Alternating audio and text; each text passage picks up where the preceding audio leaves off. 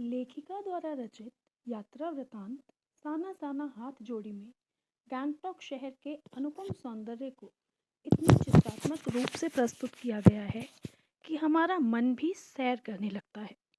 शहर के अद्भुत और प्राकृतिक सौंदर्य के चित्रण के साथ लेखिका ने पहाड़ी लोगों के परिश्रम, कठोर जीवन, पत्थर तोड़ती महिलाओं का वास्तविक वर्णन किया है जो मन को छू जाता है। बर्फ से ढके पहाड़, झरने और तीस्ता नदी लेखिका के मन को आध्यात्मिकता से जोड़ देते हैं। कुल मिलाकर लेखिका की यह यात्रा एक खोज यात्रा बन जाती है और पूरा सफर चेतना और अंतरात्मा में हलचल उत्पन्न कर देता है। लेखिका रात्रि में जगमगाते गैंगटॉक शहर को देखकर आश्चर्यचकित रह जाती है। उसे लगता है जैसे आसमान उल्टा पड़ा है और सारे तारे बिखरकर नीचे टिमटिमा रहे हैं। वास्तव में इतिहास और वर्तमान के संधि स्थल पर खड़ा मेहनतकश बादशाहों का शहर गैंगटॉक की सुबह, शाम और रात सभी अत्यंत सुंदर हैं। लेखिका उस रहस्यमय सितारों भरी रात में सम्मोहित है। धीरे धीरे शून्य से प्रकाश फूटने लगा तो एक नेपाली युवती से सीखी प्रार्थना के बोल लेखिका के होठों को छूने लगे।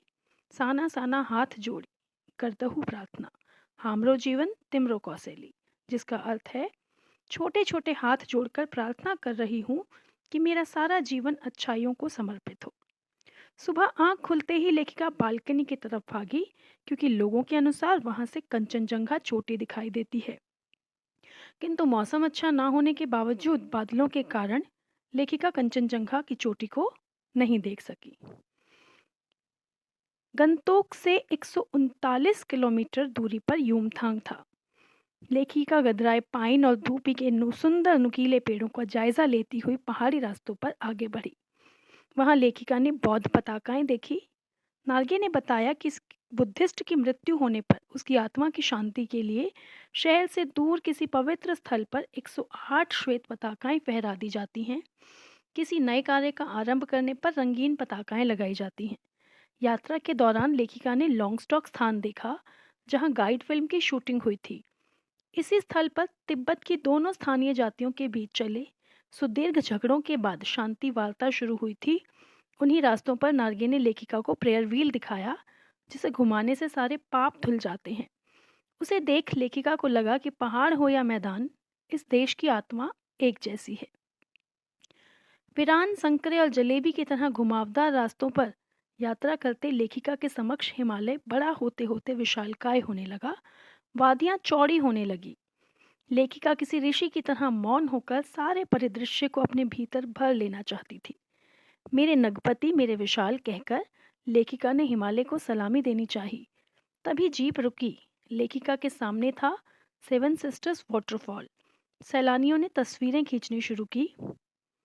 प्रकृति के अप्रतिम सौंदर्य को देखती लेखिका का ये महाभाव सूखी टहनी सा टूट गया। इस अद्वितीय सौंदर्य से परे कुछ पहाड़ी स्त्रियां उसे पत्थर तोड़ती नजर आईं। कुछ ने पीठ पर बंधी डोकों में अपने बच्चों को बांध रखा था। लेखिका को यह स्वर्गीय सौंदर्य नदी, फूलों, वादियों के बीच भूख, मौत, दैन्य और जिंदा रहने की जंग लगा। तभी जितेन और मणि लेखिका को खोजते हुए वहां आए। जितेन ने लेखिका को आम जनता की अपेक्षा उस स्थान का प्राकृतिक सौंदर्य देखने को कहा तो लेखिका को लगा ये लोग वेस्ट एट रिपेइंग है। तभी उन श्रम सुंदरियों के हंसने पर लेखिका को लगा कि जैसे खंडर ताजमहल हो गया हो। पहाड़ की ऊंचाइयों पर चढ़ते समय लेखिका ने देखा कि 7-8 वर्ष के ढेर सारे पहाड़ी बच्चे स्कूल से लौट रहे हैं और उनसे लिफ्ट मांग रहे हैं। जितेन ने उनके कठिन जीवन की दिनचर्या से लेखिका को परिचित कराया। ये बच्चे पढ़ाई के अतिरिक्त मवेशी चराने, लकड़ियां ढोने आदि का काम भी करते थे। आगे बढ़ने पर अब खतरनाक रास्ते थे। इंच भर जीप इधर उधर खिसकी तो सीधा घाटियों में। रास्ते भर जगह जगह लिखी चेतावनियां उन्हें खतरों के प्रति सचेत कर रही थी। चाय बागानों में काम करती स्त्रियां बोकू पहने हुए थीं।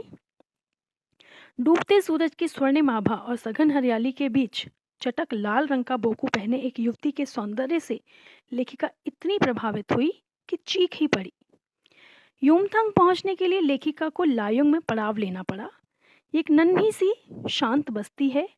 लेखिका वहां तीस्ता नदी के किनारे एक लकड़ी के छोटे से घर में ठहरी थी। रात गहराते ही मानो हिमालय ने काला कंबल ओढ़ लिया। जितेन ने अपने संगी साथियों के साथ नाचने गाने का कार्यक्रम शुरू किया। लेखिका की सहेली मणि ने जोरदार नृत्य प्रस्तुत किया।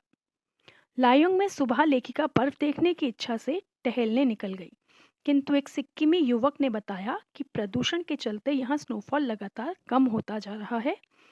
यदि वह कटाव जाए तो बर्फ मिलेगी। कटाव अभी टूरिस्ट स्पॉट नहीं बनने के कारण सुर्खियों में नहीं था, अतः अपने प्राकृतिक स्वरूप में ही था। वह लायोंग से 500 फीट की ऊंचाई पर था। कटाव का रास्ता खतरनाक धुंध और बारिश से भरा हुआ था। नार्गे ने उत्साहित होकर बताया कि कटाव हिंदुस्तान का स्विट्जरलैंड है। मणि स्विट्जरलैंड घूम आई थी। उसने प्रतिवाद किया, नहीं, स्विट्जरलैंड भी इतनी ऊंचाई पर नहीं है और ना ही इतना सुंदर है। कटाव के करीब आकर बर्फ से ढके पहाड़ दिखे। सभी सैलानी जीप से उतरकर बर्फ पर कूदने लगे। लेखिका के पांव झनझन करने लगे, किंतु मन वृंदावन हो उठा। ख्वाहिश हुई कि बर्फ पर लेटकर उस बर्फीली जन्नत को मन भर के देखूं, किंतु उसके पास बर्फ पर पहनने वाले लंबे जूते नहीं थे। चाहा कि किराए पर ले लिया जाए, किंतु वह टूरिस्ट स्पॉट नहीं था। यहाँ एक भी दुकान नहीं थी। लेखिका को यह हिमशिखर आध्यात्मिक अतीत से जोड़ रहे थे। उसे लगा ऐसी ही विभोर कर देने वाली दिव्यता के बीच में हमारे ऋषि मुनियों ने वेदों की रचना की होगी। सर्वे भवन्तु सुखिनम का महामंत्र पाया होगा। लेखिका को ऐसे में मिल्टन की कविता याद आ गई। अपनी सहेली मणि से पूछने पर उसने पाया कि वह तो किसी दूसरे ही सवाल में उलझी है। वह दार्शनिक अंदाज में कहती है कि प्रकृति भी नायाब ढंग से सभी इंतजाम करती है। सर्दियों में बर्फ के रूप में जल संग्रहित कर लेती है। गर्मियों में ये शिलाएं पिघलकर जलधारा बनकर हमारे सूखे कंठों को तृप्त करती हैं। युमथांग की घाटियों में अब नया आकर्षण जुड़ गया था। जितेन ने बताया कि 15 दिनों में ही पूरी घाटी फूलों से इस कदर भर जाएगी कि लगेगा फूलों की सेज रखी हो।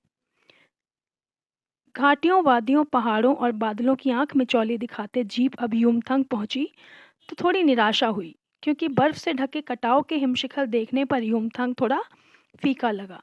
वहीं एक चिप्स बेचती स्त्री से लेखिका ने पूछा कि क्या तुम सिक्किमी हो? नहीं, मैं इंडियन हूँ, ये उसका उत्तर था। लेखिका को ये सुनकर अच्छा लगा कि सिक्किम के लोग भारत में मिलकर कितने खुश हैं। जितेन ने बताया कि यहाँ गुरु नानक के फुटप्रिंट का पत्थर है। कहते हैं उनकी थाली से थोड़े चावल छिटक कर बाहर गिर गए थे। जिस जगह चावल छिटक कर गिरे थे वहाँ चावल की खेती होती है। करीब 3-4 किलोमीटर बाद उसने खेदुम दिखाया और बताया कि यहाँ देवी देवताओं का निवास है। यहाँ गंदगी फैलाने वाला मर जाएगा। लेखिका ने कहा, तभी गैंगटॉक इतना सुंदर है। जितेन ने सुधारा, इसका असली नाम गंतोक है। गंतोक का अर्थ है पहाड़। उसने फिर बताया कि युमथांग भी पहले टूरिस्ट स्पॉट नहीं था। ये तो सिक्किम को भारत में मिलने के बाद भारतीय आर्मी के कप्तान शेखर दत्ता के दिमाग में आया कि यहाँ फौजियों को रखकर क्या होगा। घाटियों के बीच रास्ते निकालकर इसे टूरिस्ट स्पॉट बनाया जा सकता है। उसने अभी भी बने हुए रास्तों की तरफ संकेत किया। लेखिका ने मन ही मन कहा कि हाँ, रास्ते अब भी बन रहे हैं। नए नए स्थानों की खोज अभी भी जारी है। शायद मनुष्य की असमाप्त खोज का नाम सौंदर्य है और यात्रा पर जीप और आगे बढ़ने लगती है।